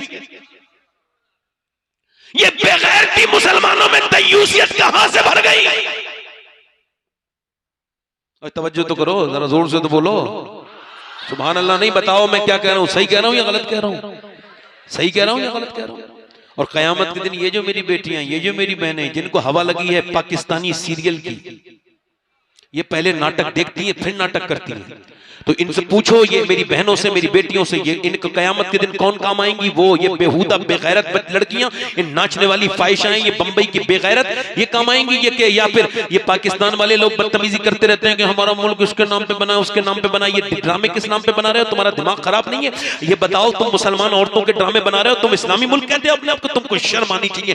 लानत है तुम्हारे पूरे निजाम के ऊपर कि जो इस तरह के तुम ड्रामे बनवा रहे हो, नाटक बनवा रहे हो। तुमको शर्म आनी चाहिए। बेगैर तो अपने आप को मुसलमान कंट्री कहते हो और तुम कर क्या बेहुदा बन रहे हो? मगर मैं अपनी बहनों से पूछता हूं, कयामत के दिन ये किसके पीछे होंगी? उन औरतों के पीछे होंगी, या वो काम आएंगी इनके, या फिर इनके मक्के की सैयदा खदीजतुल कुबरा काम आएंगी, अम्मी आयशा काम आएंगी, या फिर वो बंबई की बेहुदा, लाहौर की और कराची की बेहुदा औरतें काम आएंगी? कितने लोग बताते हैं कि हमारी मुसलमान औरतें, उनका मुसलमान औरतें वो पाकिस्तानी नाटक देखती हैं और कहते हैं मुसलमानी नाटक। ले, नाटक में मुसलमानी होते हैं। बेगैरती की हद है भाई, हंसने की बात नहीं है, बेगैरती की और बेहुदापन की हद है। एक तो नाटक, और वो भी इस्लामी। इस्लाम नाटक करता नहीं है, इस्लाम जहां आता है वहां से नाटक खत्म हो जाता है। वाह वाह वाह वाह वाह वाह वाह वाह, क्या बात है मियां, वाह वाह वाह वाह वाह वाह। कल कयामत का दिन होगा, किससे बात करेंगे, किससे पूछेंगे, मेरी बेटियां मेरी बहनें। कल कयामत का दिन होगा, सुनो सुनो सब होंगे, और वो नबी की बेटी भी होगी, सैयदा खातून जन्नत भी होंगी। जरा जोर से तो बोलो, सैयदा तैयबा ताहिरा आबिदा जाहिदा। मेरा इमाम कहता है, जिसका आंचल न देखा मोह मेहर ने, उस रिदाए नजाहत पे लाखों सलाम। आबे तखीर से जिसमें पौधे जमे, उस रियाज़े नजाबत पे लाखों सलाम। सैयदा ज़हरा तैयबा ताहिरा जाने अहमद की राहत पे लाखों सलाम। वो कौन सैयदा के साथ होंगी मेरी बहनें, वो मेरी बेटियां, वो मेरी बहनें वो होंगी जिन्होंने आज भी पर्दे का ख्याल है। वो बेटियां आज भी होंगी, कयामत के दिन वो सैयदा के साथ होंगी कि जब सैयदा आएंगी, आवाज आएगी, अल्लाह की तरफ से हुक्म होगा, अहले महशर गर्दन झुकाओ, क्योंकि अब नबी की बेटी फातिमा जन्नत को जा रही है। उनकी इज्जत होगी, कयामत के दिन इसकी इज्जत है, उसकी इज्जत है दुनिया में तो काफिरों के लिए। मेरा इमाम कहता है, पेश हक मुल्ता शफात का सुनाते और आप रोते जाएंगे, हमको हंसाते जाएंगे। देखनी है हश्र में अर्श हक है मसनद रिफत। जोर से बोलो। हाँ, हुजूर की बेटी होंगी, सैयदा होंगी, तैयबा ताहिरा होंगी। तवज्जो करो, एक आखिरी बात सुना के अपनी तकरीर को खत्म कर रहा हूं। बोले दिल लग रहा है, नहीं लग रहा है? दोनों हाथ उठा के बताओ कितने लोगों का दिल लग रहा है। बस मैं अपने टाइम के करीब पहुंच गया, बात खत्म कर रहा हूं। दिल लगा के जरा एक मर्तबा और बोलो, या हसन या हुसैन, या अबू बकर या उमर, या अबू बकर या उमर, या उस्मान या अली। हाँ, यही सब नारे लगाया करो अपनी महफिलों में, जोर से बोलो सुभान अल्लाह।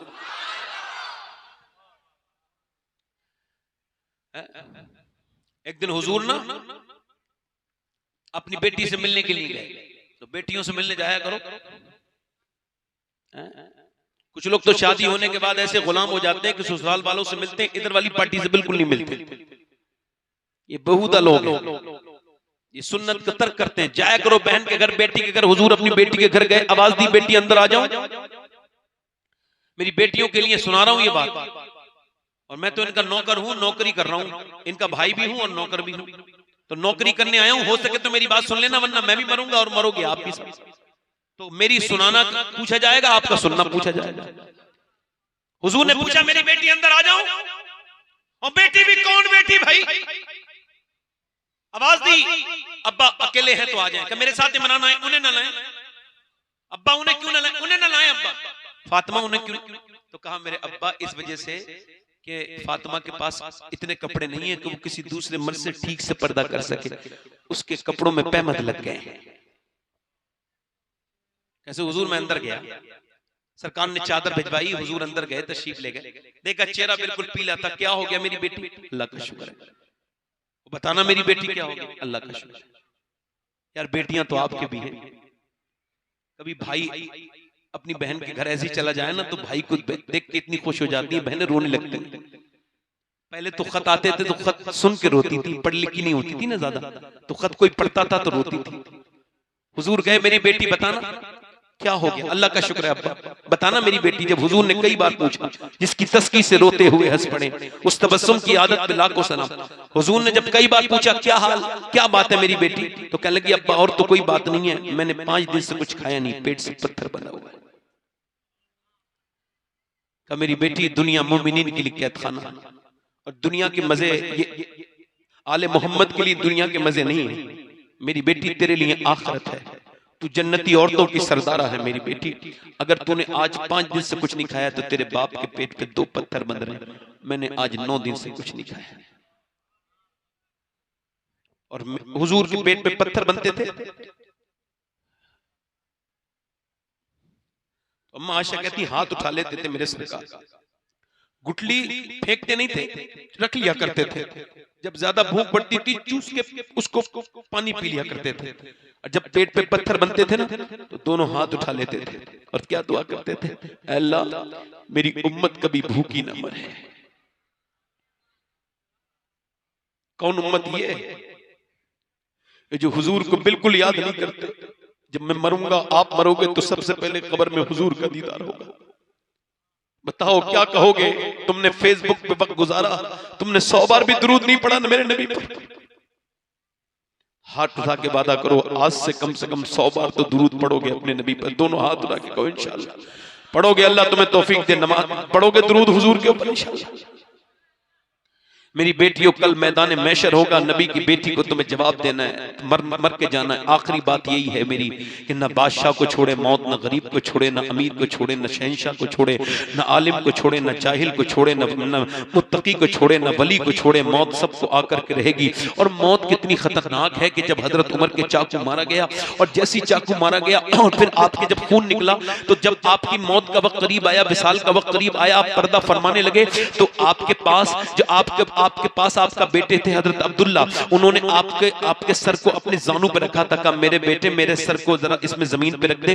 कौन? उमर, जिसके नाम मेरे आका फरमाते हैं मेरे बाद अगर कोई नबी होता तो उमर होता, मेरे बाद नबी होता तो उमर होता। कौन? उमर, जिसे देख के शैतान रास्ता बदल देता है। जब आपने अपना कहा मेरा सर जमीन पे रख दे, जब सर जमीन पे रखा ना हजरत उमर का, तो आपने अपना सर जमीन पे रख के मिट्टी में अपनी नाक लगाई और कहने लगे मालिक, लोग कहते हैं उमर ये है, उमर वो है, मगर उमर तो तेरी बारगाह का मोहताज है। आज मेरे मालिक, अगर तूने उमर को माफ न किया तो मौत का वक्त है, उमर बर्बाद हो जाएगा मालिक, उमर बर्बाद हो जाएगा, उमर बर्बाद हो जाएगा। बड़े बड़े मकबरे तुम्हें आवाजें दे रहे हैं, बड़े बड़े कब्रिस्तान में घुसने वाला पानी, कब्रों में जाने वाला पानी तुम्हें ये बता रहा है कि सब अपने घर की छत टटोलते हैं, कोई नहीं देखता मेरे बाप की कब्र में कितना पानी घुस गया, किस दुनिया के चक्कर में हो। ये सब तुम्हें छोड़ के चले आएंगे। एक आदमी की रीढ़ की हड्डी टूट गई, 2 साल सारा कुछ कमाता वही था, सब कुछ वही करता था, रीढ़ की हड्डी टूट गई। 2 साल के बाद उसकी तबीयत बिगड़ गई ज्यादा, मगर जिंदा था। तो उसके बाप ने कहा अपनी बीबी को तलाक दे दे, तेरी बीबी की शादी छोटे भाई के साथ करवाएंगे क्योंकि अब तू ठीक नहीं हो सकता। उसने तलाक दी, उसकी बीबी को उसके छोटे भाई के साथ निकाह कर दिया गया इद्दत करवाने के बाद। मगर मेरे पूछने का मतलब यह है, बताओ जिसने पूरी जिंदगी खिलाया पिलाया सब कुछ किया, वो जरा सा 2 साल के लिए क्या पड़ा कि दुनिया ने उसका सब कुछ लूट लिया, उसके सामने उसकी बीबी की शादी उसके भाई के साथ कर दी। हालांकि बुरा नहीं किया, मगर मैं पूछना चाहता हूं, यही दुनिया है जो जीते जी तुम्हें ये हाल तुम्हारा करती है? इस दुनिया के लिए अल्लाह को छोड़े में हो, इस बीबी के लिए दुनिया अल्लाह को छोड़े में हो, कभी तुम मस्जिदों में नहीं जाते हो। सोचो, याद रखो, एक दिन मौत आकर के रहेगी और मौत तुम्हें छोड़ेगी नहीं, ना मुझे छोड़ेगी। पोस्टमार्टम हाउस पे जाया करो, पहले पोस्टमार्टम करने वाले कुल्हाड़ी से पोस्टमार्टम करते थे, अब नहीं करते हैं वो, जाके देखना अब वो ग्लेंडर चलाते हैं, ऊपर से यहां से चीर के रख देते हैं, बिजली का ग्लेंडर चीर देते हैं और फिर बड़ी बड़ी जो भी चीजें निकालनी होती निकालते हैं, फिर उसमें वो लगाते हैं, वहां पर उसमें वो लगाते हैं टांके, उसमें स्टिक लगाते हैं और फिर वो जो है ना उसको सी के छोड़ देते हैं। अब जरा गौर करो, हुजूर फरमाते हैं जब मुर्दे का हाथ पकड़ा जाता है तो मुर्दा कहता है आराम से उठा, तेरे उठाने से बड़ी तकलीफ होती है। जब वो कहता है मुर्दा, ये बताओ जब चारपाई पे से तख्ते पे रखने में इतनी तकलीफ होती है तो पोस्टमार्टम में कितनी तकलीफ होती होगी, कितनी। तो फिर ये दिन रात दुआ करो, अल्लाह पोस्टमार्टम वाली मौत से बचा लेना, अपने करम वाली मौत देना। जब हजरत अली के तलवार लगी तो कह लगे या अल्लाह अली को माफ कर देना, अली के अमल बड़े थोड़े हैं, अली के अमल थोड़े हैं। एक रात में 1000 रकात नमाज नफिल पढ़ते थे। खैबर के मकाम पे हुजूर ने फरमाया था कल मैं उसके हाथ में दूंगा, कल मैं उसके हाथ में झंडा दूंगा जिससे जो अल्लाह से प्यार करता है, उसके रसूल से, और अल्लाह उसका रसूल उससे प्यार करता है। कितनी बड़ी बिशारत है, वो अली कह रहे हैं। आज हमारी जिंदगियां मौत के नजदीक है दोस्तों, बस आज तौबा कर लो, इन उलमा के सामने अल्लाह से कहो मालिक माफ कर दे। एक आदमी था, उसका नाम किफल था, हर रात नई लड़की बुलाता था और हुजूर फरमाते हैं हर रात नई लड़की बुलाता था। एक रात एक लड़की आई तो रोने लगी, कमरे में बैठी थी, इसने कहा मेरी रात खराब करने लगी, मेरा मूड खराब करती है, तुझे पैसे नहीं मिले? कब पैसे तो मिले। कब फिर रोती क्यों है? कहा सब कुछ पैसा नहीं होता, मेरा बाप मर गया, बहन भाई भूखे हैं। कहते फिर रोती क्यों है, डरती क्यों है? कहा बस अल्लाह से डर रही हूँ, जब मैं सजदा करती हूँ तब भी अल्लाह देखता है, मैं तेरे कमरे में अपनी इज्जत बेचने आई हूँ तब भी मेरा अल्लाह देख रहा है। तो मैं अपने मालिक से कह रही हूँ मालिक अगर बहन भाई भूखे न होते तो मैं कभी ऐसा न करती, कभी ऐसा न करती। अगर बहन भाई भूखे न होते तो मैं कभी ऐसा न करती। अल्लाह अकबर। वो जब रोई तो हुजूर फरमाते उसके दिल से उसका दिल धुल गया, आंसू किसी के दिल किसी का, उसने उसको सारे पैसे दे दिए, मैं तुझे अपनी बहन बनाता हूँ, वो तो चली गई। किफल रोने लगा, कहने लगा मालिक मैंने एक रात आई थी, मैंने हाथ तक नहीं लगाया, इतना डरती है, और मैंने तो कितनी इज्जतें लूटी हैं, मैंने कितनी इज्जतें खराब कर दी, कितने जिना किए मैंने, मैं कितना गुनहगार हूँ। अगर मेरे गुनाहों की कोई हद नहीं है तो तेरे कर्म की भी कोई हद नहीं है। अगर मेरे जैसा गुनहगार कोई नहीं तो तेरे जैसा करीम कोई नहीं। ऐसा रो रो के ऐसा रोया कि उसके दिल का दौरा पड़ के मर गया। सुबह को कोई जनाजा उठाने वाला नहीं आया। जब कोई नहीं आया ना तो अल्लाह ने फरिश्तों को भेजा और उसके दरवाजे पे बड़े बड़े लफ्जों में लिख करके गए फरिश्ते, इन्नल्लाह क़द गफ़र लिल किफ़ल, ये जो किफ़ल है ना इसे अल्लाह ने इसकी मग़फ़िरत कर दी है, बख्शिश कर दी है। क्यों कर दी? आवाज आई रहमतों से, इस वजह से कि वो अपने मालिक के सामने सिलेंडर कर दिया था, आत्मसमर्पण कर दिया था, रो दिया था, 2 आंसुओं से सारे गुनाह माफ कर देता है। ऐ इंसान कब तक भागेगा, सब तुझे उठा के कब्र में रख देंगे, याद रखना। न तेरा कोई काम आया था न कोई काम आएगा, मौत करीब है। रो ले, हुजूर के मीलाद को मना ले ऐसे कि आज जो अपने रब के सामने रोना नहीं सीखा, गौस पाक फरमाते हैं उसे तो इस्लाम की हवा तक नहीं लगी है, रोना नहीं सीखा। रो ले। आप में कितने लोग ऐसे हैं जो हुजूर के नाम पे गर्दन कटा देंगे? दोनों हाथ उठा के बताएं। नौजवान अल्लाह तो देख ही रहा है, उसका रसूल भी आपको देख रहे हैं, गौस पाक देख रहे हैं, दोनों हाथ उठा के बताओ इंशाल्लाह हुजूर के नाम पे गर्दन कटा देंगे इंशाल्लाह। नीचे हाथ कर ले। जो गर्दन कटा सकता है कुछ भी कर सकता है ना, कुछ भी कर सकता है ना। अब एक दूसरे की तरफ ना देखना, मुस्कुराना नहीं। कितने लोग ऐसे हैं जो गर्दन भी कटा देंगे और आज से हुजूर के नाम पे पूरी दाढ़ी भी रखा लेंगे। इस महफिल में खड़े हो जाएं वो लोग, जिनके दाढ़ी ना हो वो नौजवान खड़े हो जाएं बस, जिनके दाढ़ी पहले से ना हो, जो दाढ़ी रखाएं आज से वो खड़े हो जाएं। खड़े हो जाओ, इधर आओ, निकल के इधर आ जाओ, आओ आओ इधर आओ दोस्तों। अरे लोग बुरे काम करने में शर्माते, हुजूर तुमसे खुश हो रहे हैं, उठे नहीं हो, अल्लाह ने तुम्हें तौफीक दी है, नबी की नजर हुई है। आओ। 2 लड़के आ गए, कोई और आशिक रसूल है इस महफिल रसूल में जो अपनी जिंदगी बदलने की बात करे? आए और खड़े होकर कहे कि अब तक जिया था सभी के लिए, अब जीऊंगा नबी के लिए इंशाअल्लाह। हर नबी के दाढ़ी, हर वली के दाढ़ी। ए चाय वाले भाई चले जाओ बाहर, मैं आपसे कह रहा हूं चले जाओ, चले जाओ, दिक्कत पैदा ना करो, चले जाओ। इतने बड़े जलसे को तुम ये 2-3 रुपए की चाय की वजह से खराब करना चाहते हो। कोई दूसरा आशिक रसूल है इस महफिल में? आओ बाहर निकल के आओ। सुभान अल्लाह बोलो, तीसरा आ गया, जोर जोर से बोलो सुभान अल्लाह। कोई और नौजवान है अपनी नबी के नाम पर जो आज इस महफिल में खड़ा हो? फैशन बहुत हो गया, कोई किसी का काम नहीं आएगा, न बीबी काम आए न बच्चे, आमना के लाल ही खबर में आएंगे, कब्र में लहराएंगे ताहशर चश्मे नूर के, जलवा फरमा होगी जब तलअत रसूलुल्लाह।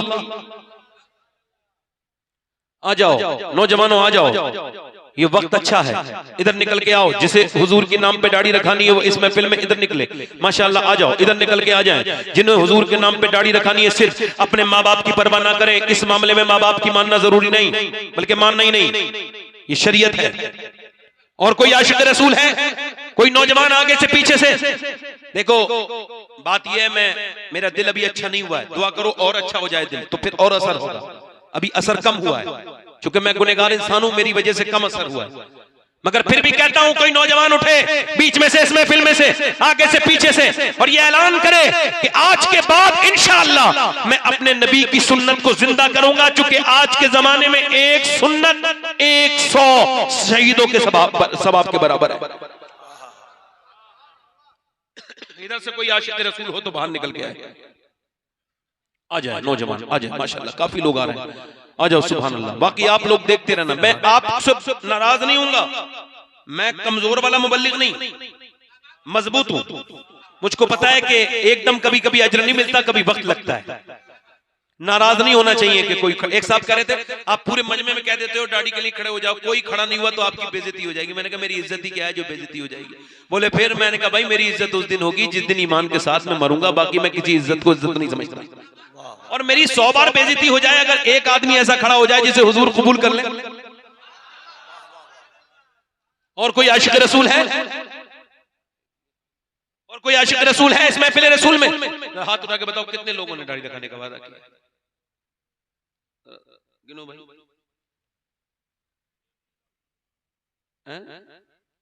मदरसा कौन सा? शमसिया अनवारुल उलूम। ये मदरसा शमसिया अनवारुल उलूम है।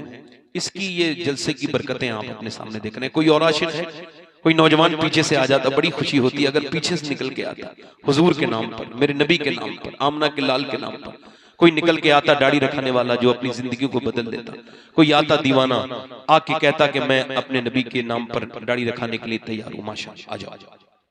चलो हाथ उठाओ दाढ़ी रखने वाले, बाकी खड़े वहीं पे जो लोग खड़े हैं वो भी हाथ उठा लें। दाढ़ी रखने वाले जो इस महफिल में हो वो भी हाथ उठा लें। खड़े हो जाओ, खड़े हो जाओ दाढ़ी रखने वाले, महफिल में खड़े हो जाओ। दोनों हाथ उठा के इंशाअल्लाह, दोनों हाथ उठा इंशाअल्लाह आज के बाद दाढ़ी नहीं कटेगी, चाहे गर्दन कट जाए इंशाअल्लाह, ना कटेगी ना मुड़ेगी इंशाअल्लाह, पूरी रखाएंगे एक मुश्त इंशाअल्लाह। इंशाअल्लाह बैठ जाए, इंशाअल्लाह नमाज की पाबंदी करेंगे। दोनों हाथ उठा के दावा इरादा करें, दोनों हाथ उठा के इरादा करें, इंशाअल्लाह नमाज पढ़ेंगे, इंशाअल्लाह अपनी बहन बेटी को पर्दा कराएंगे, इंशाअल्लाह हमेशा मसलक के आला हदरत पे कायम रहेंगे, इंशाअल्लाह। अल्लाह आप सबको सलामत रखे, बाकरामत रखे। आओ तौबा करते हैं, अस्तगफिरुल्लाह रब्बी मिन कुल्लि ज़म्बिन व अतूबु इलैह। पढ़ लीजिए ला इलाहा इल्लल्लाह मुहम्मद रसूलुल्लाह। मेरी जिंदगी का मकसद तेरे दीन की सरफराजी, मैं इसीलिए मुसलमान, मैं इसीलिए नमाजी। इस्लाम जिंदाबाद, मसलक के आला हजरत पाइंदाबाद। नारे तकबीर, मोहब्बत से खड़े हो जाए, नारे तकबीर।